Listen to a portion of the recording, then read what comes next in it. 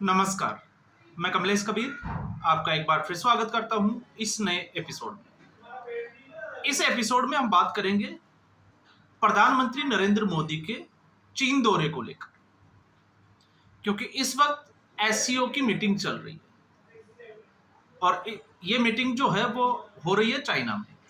तो ऐसी स्थिति में जो भी देश इसके सदस्य देश हैं वो इसमें शामिल हो रहे हैं और सबके लिए एक प्रोटोकॉल होता है।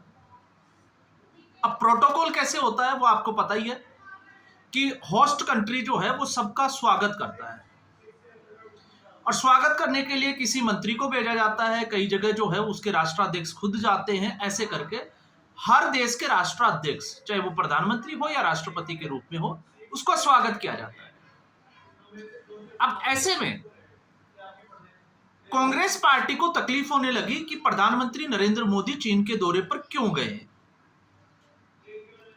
अब इससे भी बड़ा सवाल यह है कि चाइना, या हम कहें कि भारत, तो नातो में जो है वो हिंदी चीनी भाई भाई, नातो में उसकी बात कर रहा हूं ना। मैं ये कहता कि भारत और चीन जो है वो एक साथ आ जाएंगे तो अच्छे दोस्त बन जाएंगे, ना हम ये कहते हैं कि चाइना जो है वो भारत को आगे धोखा नहीं देगा, उन तमाम तरीके की बातों पे क्योंकि, और ना हम ये कहते कि इससे जो है वो अमेरिका दूर हो जाएगा और अब हमेशा के लिए जो है वो अमेरिका भारत का दुश्मन बन जाएगा, क्योंकि वर्ल्ड ऑर्डर जो है वो बनता भी है और बिगड़ता भी है और ये सदा से होता आया है। हो सकता है आने वाले समय में जो है वो चाइना वाकई में भारत का दोस्त हो जाए और हो सकता है कि नहीं भी हो। तो ये दोनों संभावनाएं जो है वो अपने अपने इंटरेस्ट के ऊपर है। लेकिन प्रधानमंत्री नरेंद्र मोदी गए तो इससे कांग्रेस पार्टी को क्या प्रॉब्लम है? तो कांग्रेस पार्टी को अगर आपको समझना है तो आप समझोगे डोकलाम विवाद, और उसी वक्त राहुल गांधी एक एमओयू पर साइन कर रहे हैं चाइना के साथ। तो राहुल गांधी कुछ भी कर सकते हैं चाइना के साथ, प्रधानमंत्री नरेंद्र मोदी जो इस देश का प्रतिनिधित्व कर रहे हैं वो कुछ नहीं कर सकते। दूसरा, ऐसी स्थिति में आप देखिए, जब मैं बात कर रहा हूं तो ये क्यों कर रहा हूं, क्योंकि सुप्रिया सेनेत ने एक ट्वीट किया है जिसमें पाकिस्तान के प्रधानमंत्री शहबाज शरीफ और एक तरफ है नरेंद्र मोदी, और उस कैप्शन में जो है वो सीधे तौर पर प्रधानमंत्री नरेंद्र मोदी को टारगेट किया है। अब अगर आप पाकिस्तान और चीन के रिश्तों को लेकर जाओगे तो फिर उसमें डिस्कस करने के लिए बहुत कुछ है, लेकिन जिस तरीके से होस्ट किया गया, उसी रेड कारपेट पे शहबाज शरीफ है, उसी के ऊपर प्रधानमंत्री नरेंद्र मोदी है, अपने अपने हिसाब से जो है वो देशों का स्वागत किया जाता है अपने कल्चर के हिसाब से। तो उसमें नया क्या है और गलत क्या है? और उसके साथ सुप्रिया सेनेत एक वीडियो और जारी करती है जिसमें साफ तौर से वो कहती हुई आपको दिखाई देगी कि गलवान में जो है वो हमारे 20 सैनिक मारे गए, पहलगाम में 26 और इसके अलावा पुंछ सेक्टर में 17। और फिर भी प्रधानमंत्री नरेंद्र मोदी जो है वो चीन में गए हैं। तो ऐसे प्रधानमंत्री के ऊपर लानत है जो भारत की जलालत करा रहे हैं। ये एक तरीके से अगर आप देखोगे तो ये है राहुल गांधी की ट्रोल आर्मी। अब ऐसे में आप सोचिए कि आखिर जब चाइना की बात आती है, रसिया की बात आती है, अमेरिका की बात आती है, तो अगर किसी भी देश का, हम कहते हैं कि भारत का कोई भी प्रधानमंत्री वहां जाता हो, चाहे वो मनमोहन सिंह जी गए हो या इससे पहले लाल बहादुर शास्त्री गए हो या इंदिरा गांधी गई हो या किसी भी जो है वो हम प्रधानमंत्री का नाम ले, अगर वो विदेश में जाते हैं तो वो पर्टिकुलर नाम के बजाय जो है वो उस कंट्री के जो देश का नाम होता है उसको रिप्रेजेंट करते हैं, वहां भारत बोला जाता है। तो ऐसे में आप देखिए, इससे पहले वीडियो में हमने बात की थी कांग्रेस पार्टी की मानसिकता। जहां भारत का सवाल आता है कांग्रेस पार्टी वहां विरोध में खड़ी हो जाती है और फिर वो मीडिया को दोष देती है, भारतीय जनता पार्टी को दोष देती है, उनको राष्ट्र विरोधी कहने के ऊपर दोष देती है, इस तरीके की उसमें आ जाती है। तो फिर इनकी हालत कैसे है? तो कांग्रेस पार्टी में नेताओं की क्या हालत है? नेताओं की यह हालत है कि अब मैं ये कह रहा हूं, बड़ी जिम्मेदारी के साथ कह रहा हूं, और क्यों कह रहा हूं, किस लिए कह रहा हूं और किस संदर्भ में कह रहा हूं।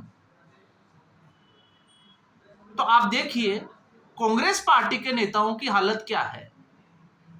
कांग्रेस पार्टी के नेता जिस तरीके से राहुल गांधी का मूत्र पीने के लिए लाइन में खड़े हैं, पेशाब पीने के लिए, तो आप समझ सकते हैं कि स्थिति क्या है। अब आप कहोगे कि ये तो बहुत गंभीर टिप्पणी कर दी, इसके ऊपर तो जो है वो केस होना चाहिए। तो केस तो होना चाहिए, लेकिन किस पर होना चाहिए और क्यों होना चाहिए, तो मैं आपको याद दिला देता हूं। इससे पहले सीवीआर मणि, और जो अगर आप देखोगे तो यूपीए की जब सरकार थी, उस तत्कालीन सरकार में गृह मंत्रालय के एक बड़े अफसर थे। उन्होंने एक किताब लिखी है हिंदू टेरर, और उस हिंदू टेरर जो बुक है उसमें साफ तौर से उन्होंने लिखा है कि उनका कमलनाथ के लिए कमलनाथ का फोन आता है। कमलनाथ कौन थे, अब आप समझ सकते हो, मध्य प्रदेश से। और वो ये कहते हैं, क्योंकि कुछ विवादास्पद टिप्पणियां जो है वो उसमें बुक में लिखनी थी, जो कि सीधे तौर से नरेंद्र मोदी को घेर सके, और उस टिप्पणी के संदर्भ में सीवीआर मणि को कहते हैं कमलनाथ कि यहां तो लोग जो है वो राहुल गांधी का पेशाब पीने के लिए खड़े हैं, और आप जो है इशरत जहां केस में नरेंद्र मोदी को कसूरवार नहीं ठहरा सकते। मतलब कांग्रेस पार्टी ये चाहती थी कि किसी भी तरीके से सीवीआर मणि जो है वो इशरत जहां की जो मुठभेड़ हुई थी उसमें दोषी जो है वो नरेंद्र मोदी को कर दे। और ये पूरी बुक जो है वो आपको 2006 और 2008 की जो स्टोरी है कि किस तरीके से हिंदू और भगवा आतंकवाद की जो थ्योरी गढ़ी गई, उसके ऊपर है किस तरीके से उसमें झूठ जो है वो डाला गया। तो ये बुक जो है वो सारे तरीके से आप देखोगे तो कांग्रेस पार्टी की कलही खोल देती है। तो इसलिए मैंने कहा है कि कांग्रेस पार्टी में चमचागिरी की हद इस हद तक है कि कमलनाथ को ये कहना पड़ा कि यहां पर राहुल गांधी का मूत्र पीने के लिए तैयार खड़े हैं।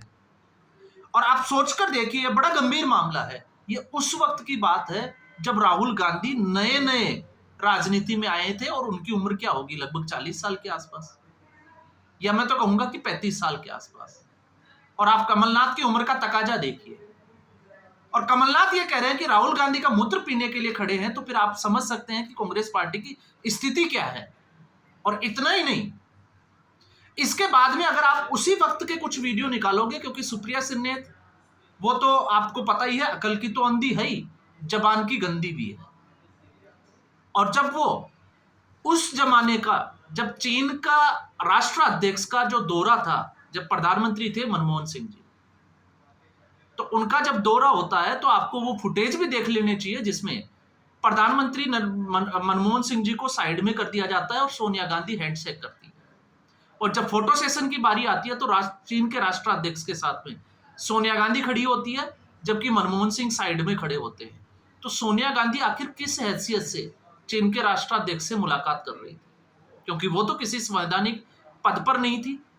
और आप देखिए, अगर सिखों के इतिहास में अगर आप देखोगे तो कांग्रेस पार्टी ने जितनी जलालत की, आप सीधे तौर से देख सकते हैं 1984 और उसके बाद जिस तरीके से प्रधानमंत्री मनमोहन सिंह की, और यहां पर ही नहीं रुकी, इससे आगे चमचागिरी की अगर हम देखते हैं तो उसमें फिर खड़ी दिखाई देती है रागिनी नायक।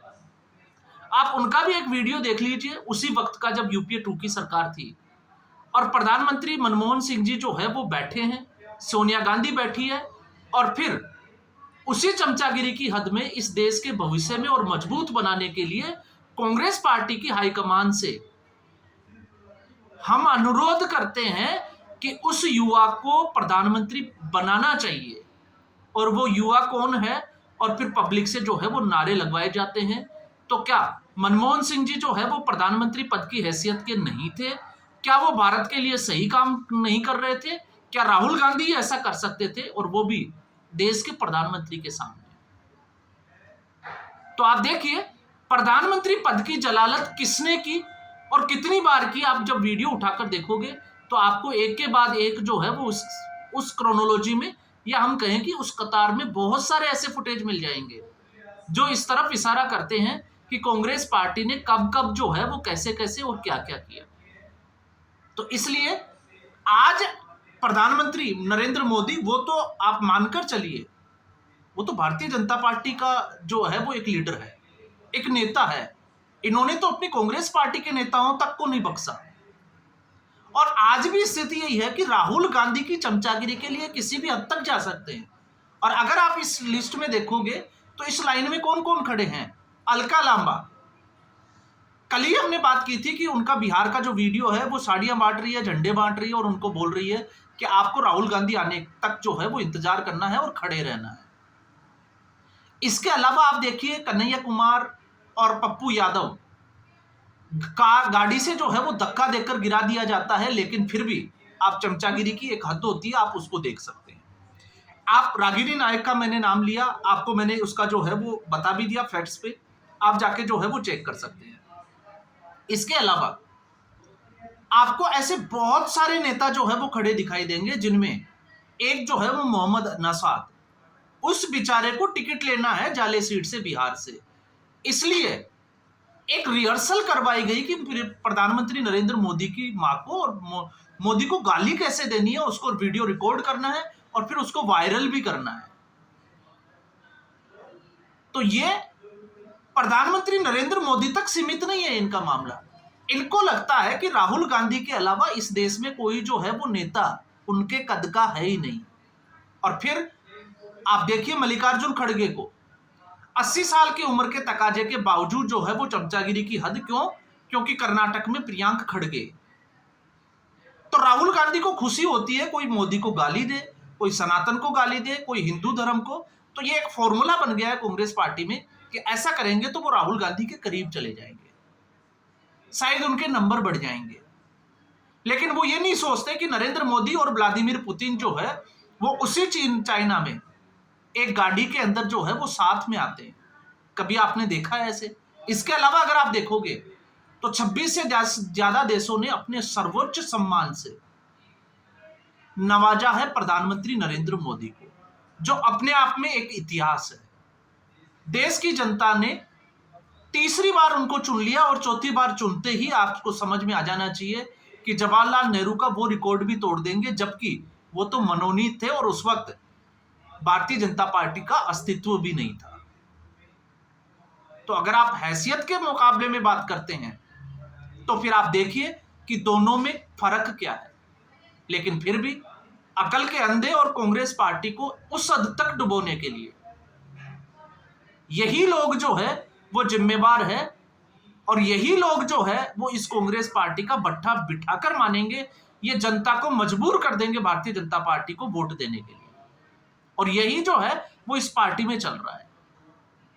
तो इस एपिसोड में फिलहाल इतना ही। उम्मीद करूंगा वीडियो एपिसोड आपको पसंद आया होगा। वीडियो को लाइक करें, शेयर करें, और अगर आपको वीडियो पसंद आया तो फिर आप इसको आकलन की दृष्टि से अगर आप देखते हो तो आपके क्या सुझाव है आप कमेंट बॉक्स में जरूर दें। धन्यवाद।